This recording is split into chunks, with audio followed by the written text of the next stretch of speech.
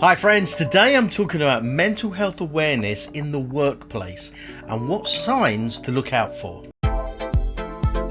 Hi there, it's Daz, hope you're well. Thanks for coming back. Sorry it's been a little while, been kind of all over the place doing stuff. Are you sure?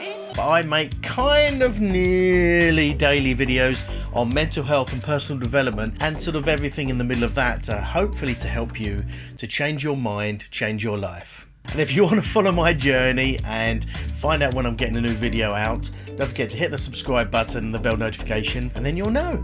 Now, with all my ups and downs, especially recently, as well as speaking to friends of mine as well who have experienced these things, something I realised is how easy it is to not recognise someone else's struggle. It can just so easily go unnoticed. No, sir, I don't like it. Now, whilst mental health awareness in the workplace has become more of a popular topic and more open and people are discussing it more, unfortunately, the reality is when people are struggling in the workplace, more often than not, it just goes unnoticed and people are actually quite oblivious to what's going on. I guess we'll never know. Therefore, I want to share my...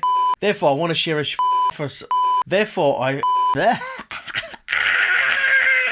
Therefore, I want to share a few signs that are often associated with us, my people, that we'll often display as a cry for help, really, which in reality is often way too subtle to be noticed by people. So I want to share these signs and these things with you so maybe you could spot them and help someone in need, basically. Mighty good. Now, the issue we have, my people, is that we've got this constant mental thought, which I guess all thoughts are mental, really. Genius, Daz, big brain right there. That we don't want to burden other people with our woes and our troubles and our...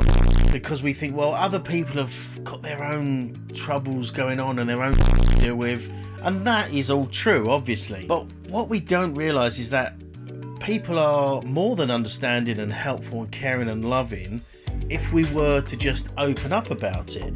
And it's always this huge sort of dilemma and this sort of thought battle that we have of saying when we are struggling, when we need help. So what we tend to do is display things, some consciously, some unconsciously, that are kind of hints, subtle hints that we need help, rather than saying it, you know, I need help. That's why I want to share these signs with you, and there's probably more. I want to share these ones with you because these are some ones that I've done, and I'm sure many of my people do as well. And yeah, it might help you to help someone else. So the first one is a drastic change of mood. Now, this is probably the most obvious one to notice because if someone's super happy one day and then bang, they're kind of gloomy and down and unhappy, that's very obvious. It's very noticeable. But it also goes the other way. If someone's normally very grumpy and down and then this suddenly goes super upbeat and happy, it's that drastic change of mood, whichever way it is, and that can hugely signify that they're going through something, basically, and there's something not quite working right for them and that they need some help, and they probably want someone to reach out to them. It's certainly one to pick up on, and as I said, it's probably the most obvious one. Second one is performance. Now, it's not necessarily to do with running or something, but how someone is doing at their job. Now, if they're generally of a certain standard and that standard starts to slip, they start sort of underperforming at their job, or to be fair, overperforming, if they're suddenly much better than they were, if there's a drastic change in performance. And I think basically all of these points are picking up on drastic changes, good or bad, more or less, to what the person is normally doing or what you would normally expect them to be doing. So if someone's suddenly underperforming and making mistakes and turn up late and things like that, or said vice versa, where someone's like really doing super well and super early and things like that, so that sort of change in work performance could be a sign that there's something going on and it might be worth reaching out to them. Next one is socializing. Now, this may seem very obvious. If someone's going through some mental health, they're sort of dealing with some stuff, they probably don't want to be socializing as much. It's funny because it's true. And whether this is socializing in work, whether it's conversations at lunch, things like that, or out of work, sort of work drinks, work parties, that kind of thing. If a colleague is, say suddenly, but has become less involved in just socialising with colleagues that they would normally have done, or, as I said, round the other way, if they've suddenly become more social with colleagues than they normally would. It's that change of behaviour that could be a sign that they're either trying to deal with something or sort of hide away from something. But either way, that change of behaviour could be another sign. Oh, yeah. Now let me know in the comments, do any of these signs so far ring a bell with any of your colleagues? Because if they do, it may be worth reaching out to them and just approaching and, you know, asking how they're doing and seeing if they're okay. And if you want to watch my video on the best kind of people to be around in life, you can catch it up here.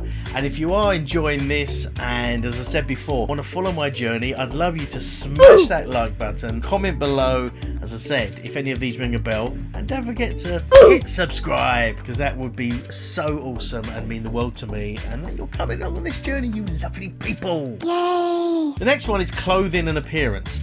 So if someone's changing their clothing or appearance drastically to where they normally are, then that could be another sign that they're going through some stuff.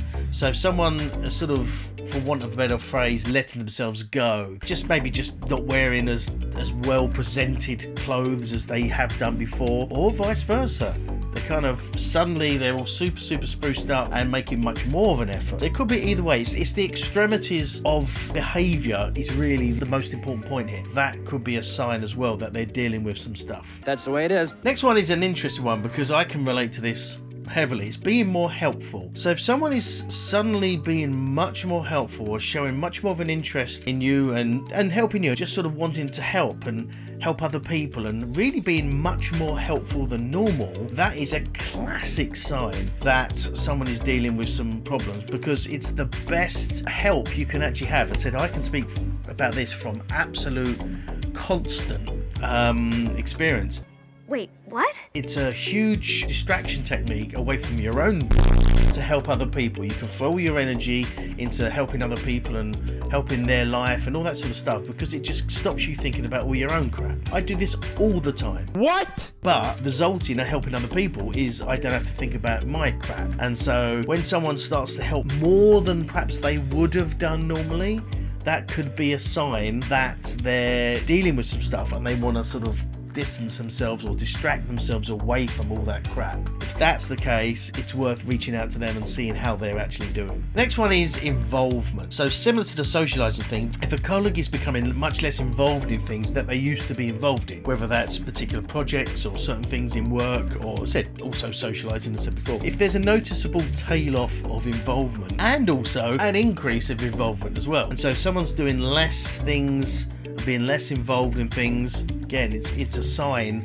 a subtle sign that they could be, going through some stuff, and it might be worth reaching out. Now, this one is certainly one that I'm guilty of, but definitely do, and I know it's a very big part of life, but it's social media posts or social media activity. If someone puts out a post that is very, very obvious, I'm having a time, I need some help, going through all this, blah, blah, blah, then people will flock round, help, it's all Gucci. However, us, my people, tend not to do that because of the whole thing of the burden idea. We don't want to burden other people or make it sound like we're, oh, woe is me, and all that sort of stuff, and that sort of self-pity kind of thing. So what we'll tend to do is put out a very subtle or cryptic post that, one, it satisfies us because we're not asking for help, therefore we're not burdening people, but it's in the hope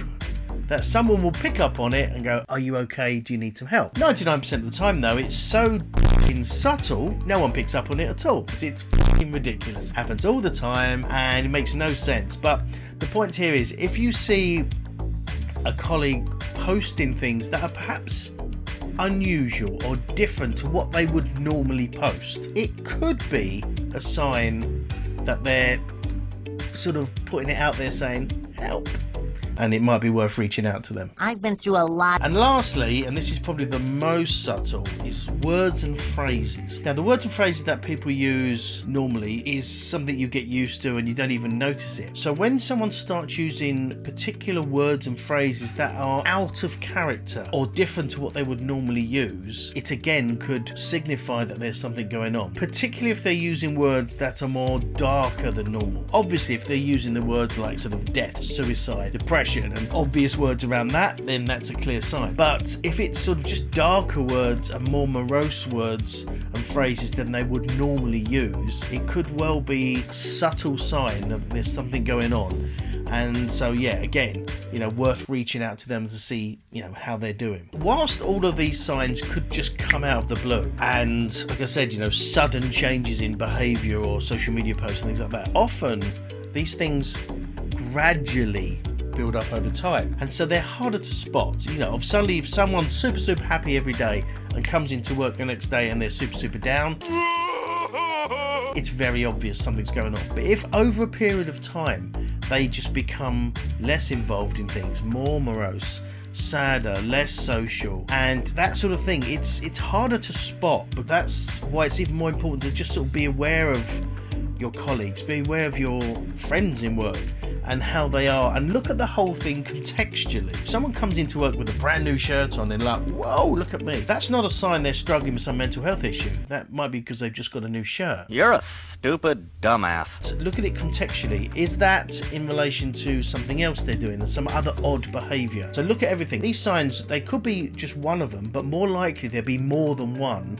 to varying degrees. So look at the whole context, not just one thing, in context of other things and social media posts and their attitude to things and being social. Put all these things together and you can build up a bit of a profile, a bit of a picture as this person's really not how they used to be. They're very different. And that's very likely a sign that they're going through some stuff. And it may not be a comfortable thing to reach out to someone because you don't want to intrude on someone's personal life, stuff like that. But often, and I say this from absolute experience, we ultimately do want to be sort of saved, rescued and reached out to help, because we don't want to reach out and ask for help because we feel like we're a burden. But if someone reaches out to us and genuinely wants to help, we'll take that help, all day. Yes, sir, I like it. So never feel bad about reaching out to someone and offering help, or even just a shoulder to cry on or an ear to listen to, anything like that. I'm not saying you have to reach out and then solve all their problems and all that. That's not the case, but just someone reaching out